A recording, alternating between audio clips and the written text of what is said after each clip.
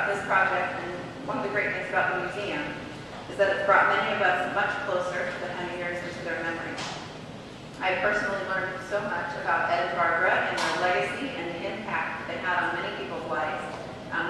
Truly, almost on a daily basis, I hear stories about the impact that Ed had on people's lives. Ed's memory is very much alive here at the museum, and his influence, along with that of all of our founders, is felt here on a daily basis. Tonight we honor Barb and Ed's memory and their contribution to the Hancock Historical Museum with the dedication of this beautiful new garden space. And the garden is special in a lot of different ways, not just because it is a wonderful tribute to the Hemingers. It's a quiet place for reflection.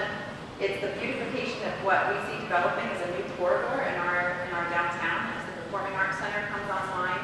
This is the new place for the community to gather, so we're excited about that. The garden has the addition of a lot of historic elements, so it's got some contemporary and some of the historic, so we've preserved a lot of architectural pieces in the garden, as well as the historic Crawford School, which was built in 1882. That's really the backdrop to the garden. The garden is also a very functional space. You saw tonight, it's a place for us to gather, and I can envision that we will enjoy many evenings on the patio with friends from the museum, and when we do so, we will always very fondly remember Barbara and Ed. Thanks for coming tonight. On behalf of Carl and the rest of the family, thank you for being here. It means a lot.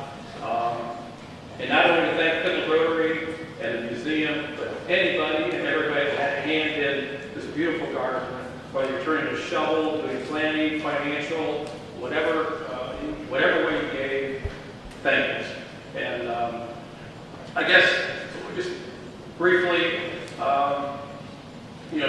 the museum was one of Dad's pride joys.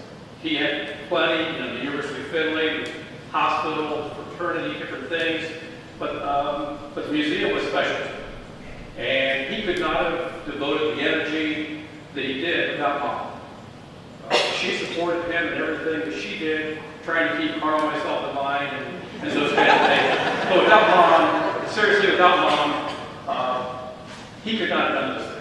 So it's appropriate that her name is on the plaque as well. And I know, as Shar mentioned, they're both, and many other people are looking down tonight, smiling, and yeah, humbled that we're celebrating them and what they did. But I think it's appropriate that not only we just gather and celebrate, we give a toast.